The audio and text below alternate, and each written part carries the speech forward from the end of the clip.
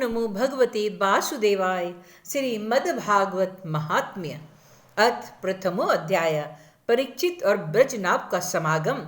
सांडिल्य मुनि के मुख से भगवान की लीला के रहस्य, ब्रजभूमि के महत्व का वर्णन। महर्षि व्यास कहते हैं, जिनका स्वरूप है सच्चिदानंद घन, जो अपने सौंदर्य और माधुर्य आदि गुणों से सबका मन अपनी ओर आकर्षित कर लेते हैं और सदा सर्वदा अनंत सुख की वर्षा करते रहते हैं, जिनकी ही शक्ति से इस विश्व की उत्पत्ति, स्थिति और प्रलय होते हैं, उन भगवान श्री कृष्ण को हम भक्ति रस का आस्वादन करने के लिए नित्य निरंतर प्रणाम करते हैं।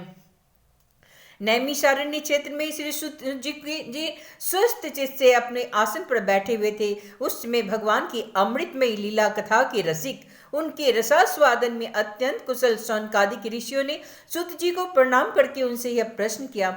ऋषियों ने पूछा, सूत जी, धर्मराज युधिष्ठिर जब श्री मथुरा मंडल में अनिरुद्ध नंदन ब्रज का और हस्तिनापुर में अपने पौत्र परीक्षित का राज्याभिषेक करके हिमालय पर चले गए, तब राजा ब्रज और परीक्षित ने कैसे कैसे कौन कौन से कार्य किए। सूत जी ने कहा, भगवान नारायण, नरोत्तम नर, देवी सरस्वती और महर्षि व्यास को नमस्कार करके शुद्ध चित्त होकर भगवत तत्व को प्रकाशित करने वाले इतिहास पुराण रूप जय का उच्चारण करना चाहिए। जय जय हो, जय हो। शौनकादिक ब्रह्मर्षियों, जब धर्मराज युधिष्ठिर अपने आदि पांडवगण स्वर्गारोहण के लिए हिमालय चले गए, तब सम्राट परीक्षित एक दिन मथुरा गए। उनकी इस यात्रा का उद्देश्य इतना ही था कि वहां चलकर ब्रजनाभ से मिलजुल आए। जब ब्रजनाभ यह समाचार मालूम हुआ कि मेरे पिता तुल्य परीक्षित मुझसे मिलने के लिए आ रहे हैं, तब उनका हृदय प्रेम से भर गया। उन्होंने नगर से आगे बढ़ के उनकी आगवानी की, चरणों में प्रणाम किया और बड़े प्रेम से उन्हें अपने महल में ले आए।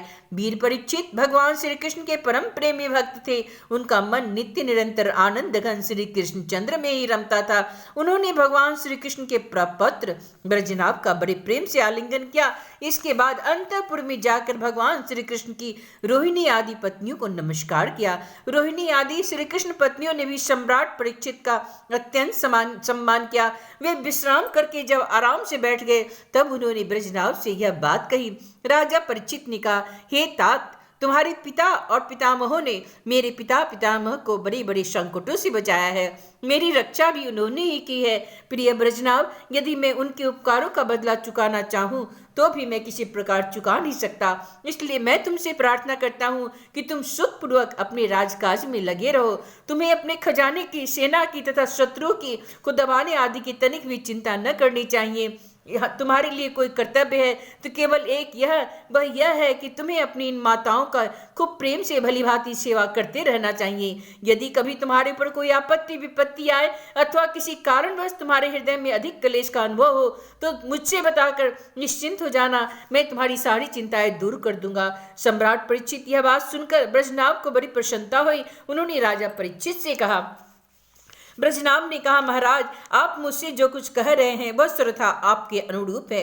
आपके पिता ने ही मुझे धनुर्वेद की शिक्षा देकर मेरा महान उपकार किया है, इसलिए मुझे किसी बात की तनिक भी चिंता नहीं है, क्योंकि उनकी कृपा से ही क्षत्रियोचित शूरवीरता से भलीभांति संपन्न हूँ। मुझे केवल एक बात की बहुत बड़ी चिंता है, आप उसके संबंध में कुछ विचार कीजिए। यद्यपि मैं मथुरा मंडल के राज्य पर अभिषिक्त हूँ, तथापि मैं यहाँ निर्जन वन में ही रहता हूँ। इस बात का मुझे कुछ भी पता नहीं कि यहाँ की प्रजा कहाँ चली गई, क्योंकि राज्य का सुख तो तभी है जब प्रजा रहे। जब ब्रजनाभ ने परीक्षित से यह बात कही, तब उन्होंने ब्रजनाभ का संदेह मिटाने के लिए महर्षि शांडिल्य को बुलाया। वे ही महर्षि शांडिल्य पहले नंद आदि गोपों के पुरोहित थे।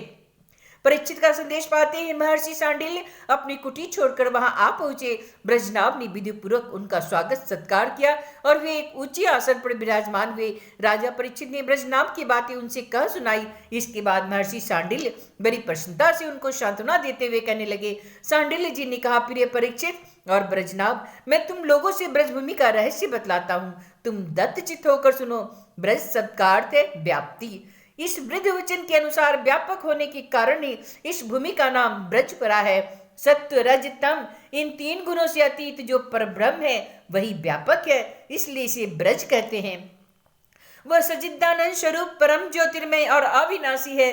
जीवन मुक्त पुरुष उसी में स्थित रहते हैं। इस परब्रह्म स्वरूप ब्रजधाम में नंद नंदन भगवान श्री कृष्ण का निवास है। उनका एक एक अंग सच्चिदानंद स्वरूप है। वे आत्माराम और आप्त काम है। प्रेम रस से डूबे हुए रसिक जन ही उनका अनुभव करते हैं। भगवान श्री कृष्ण की आत्मा है राधिका। उनमें उनसे रमन करने के कारण ही रहस्य रस के मर्मज्ञ ज्ञानी पुरुष उन्हें आत्मा राम कहते हैं। काम शब्द का अर्थ है कामना, अभिलाषा। ब्रज में भगवान श्री कृष्ण के वांछित पदार्थ है गौवे, ग्वाल बाल, गोपियां और उनके साथ लीला बिहार आदि। वे सब के सब वहां नित्य प्राप्त हैं। इसी से कृष्ण को आप्त काम कहा गया है। भगवान श्री कृष्ण की यह रहस्य लीला प्रकृति से पड़े हैं। वे जिस समय प्रकृति के साथ खेलने लगते हैं उस समय दूसरे लोग भी उनके लीला का अनुभव करते हैं। प्रकृति के साथ होने वाली लीला में ही रजोगुण, सत्वगुण और तमोगुण के द्वारा सृष्टि, स्थिति और प्रलय की प्रतीति होती है। इस प्रकार यह निश्चित होता है कि भगवान की लीला दो प्रकार की है, एक वास्तविक, दूसरी व्यवहारिक। वास्तविक लीला में स्वयं संभेद है। उसे स्वयं भगवान और उनके रसिक भक्त जन ही जानते हैं। जीवों के सामने जो लीला होती है वो व्यवहारिक लीला है। वास्तविक लीला के बिना व्यवहारिक की लीला हो ही नहीं सकती, परंतु व्यवहारिक की लीला का वास्तविक लीला के राज्य में कभी प्रवेश नहीं हो सकता। तुम दोनों भगवान की जिस लीला को देख रहे हो वो व्यवहारिक लीला है। यह पृथ्वी और स्वर्ग आदि लोग इसी लीला के अंतर्गत है। इसी पृथ्वी पर यह मथुरा मंडल है। यही वह ब्रजभूमि है जिसमें भगवान की वह वास्तविक रहस्य लीला गुप्त रूप से होती ही रहती है। वह कभी कभी प्रेम रूप हृदय वाले रसिक भक्तों को सब ओर दिखने लगती है। कभी 28वें द्वापर के अंत में जब भगवान की रहस्य लीला के अधिकारी भक्त जन यहाँ एकत्र होते हैं, जैसा कि इस समय भी कुछ काल पहले हुए थे, उस समय भगवान अपने अंतरंग प्रेमियों के साथ अवतार लेते हैं। उनके अवतार का यह प्रयोजन है कि रहस्य लीला के अधिकारी भक्त जन भी अंतरंग परिकरों के साथ सम्मिलित होकर लीला रस का आस्वादन कर सके। इस प्रकार जब भगवान अवतार ग्रहण करते हैं उस समय भगवान के अभिमत प्रेमी देवता और ऋषि आदि भी सब ओर से अवतार लेते हैं। अभी अभी जो अवतार हुआ है उसमें भगवान अपने अपने सभी प्रेमियों की अभिलाषाएं पूर्ण करके अब अंतर्ध्यान हो चुके हैं। इससे यह निश्चय हुआ है यहाँ पहले 3 प्रकार के भक्तजन उपस्थित थे, इसमें संदेह नहीं। इन तीनों में प्रथम तो उनकी श्रेणी है जो भगवान के नित्य अंतरंग पार्षद है, जिनका भगवान से कभी वियोग होता ही नहीं। दूसरे वे हैं जो एकमात्र भगवान को पाने की इच्छा रखते हैं, उनकी अंतरंग लीला में अपना प्रवेश चाहते हैं। तीसरी श्रेणी में देवता है। इनमें से जो देवता आदि के अंश में अवतीर्ण हुए थे उन्हें भगवान ने ब्रजभूमि से हटाकर पहले ही द्वारिका पहुंचा दिया। फिर भगवान ने ब्राह्मण के शाप से उत्पन्न मूषल को निमित्त बनाकर यदुकुल में अवतीर्ण देवताओं को स्वर्ग में भेज दिया और पुनः अपने अपने अधिकार पर स्थापित कर दिया, तथा जिन्हें एकमात्र भगवान को ही पाने की इच्छा थी उन्हें प्रेमानंद स्वरूप बनाकर श्री कृष्ण ने सदा के लिए अपने नित्य अंतरंग पार्षदों में सम्मिलित कर दिया।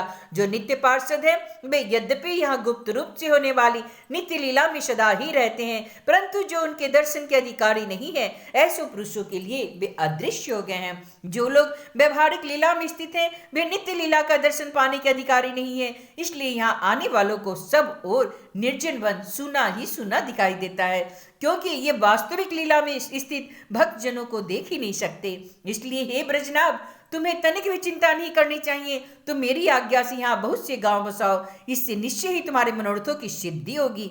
भगवान श्री कृष्ण जहाँ जैसी लीला की है उसके अनुसार उस स्थान का नाम रखकर तुम अनेकों गांव बसाओ और इस प्रकार दिव्य ब्रज भूमि का भली भांति सेवन करते रहो। गोवर्धन, दीर्घपुर, डीग, मथुरा, महावन, गोकुल, नंदीग्राम, नंदगांव और बृहस्सानु बरसाना आदि में तुम्हें अपने लिए छावनी बनवानी चाहिए। उन स्थानों में रहकर भगवान की लीला के स्थल, नदी, पर्वत, घाटी, सरोवर और कुंड तथा कुंजवन आदि का सेवन करते रहना चाहिए। ऐसा करने से तुम्हारे राज्य में बहुत ही संपन्नता होगी और तुम भी अत्यंत प्रसन्न रहोगे। यह ब्रजभूमि सजिद्दा आनंदमयी है, अतः तुम्हें प्रयत्न पूर्वक इस भूमि का सेवन करना चाहिए। मैं आशीर्वाद देता हूँ, मेरी कृपा से भगवान की लीला के जितने भी स्थल हैं सबकी तुम्हें ठीक ठीक पहचान हो जाएगी। ब्रजनाभ, इस ब्रजभूमि का सेवन करते रहने से तुम्हें किसी दिन उद्धव जी भी मिल जाएंगे। फिर तो अपनी माताओं से तुम उन्हीं की इस भूमि का तथा भगवान की लीला का रहस्य भी जान लोगे। मुनिवर सांडिल्य जी उन दोनों को इस प्रकार समझा बुझाकर भगवान श्री कृष्ण का स्मरण करते हुए अपने आश्रम पर चले गए। उनकी बातें सुनकर राजा परीक्षित और ब्रजनाभ दोनों ही बहुत प्रसन्न हुए। इति श्री अष्टादशे महापुराणे एकाशीतिसहस्रास्यां संहितायां द्वितीये वैष्णवखण्डे श्रीमद्भागवत महात्म्ये शाण्डिल्योपदिष्ट ब्रजभूमि महात्म्यवर्णनं नाम प्रथमोऽध्यायः।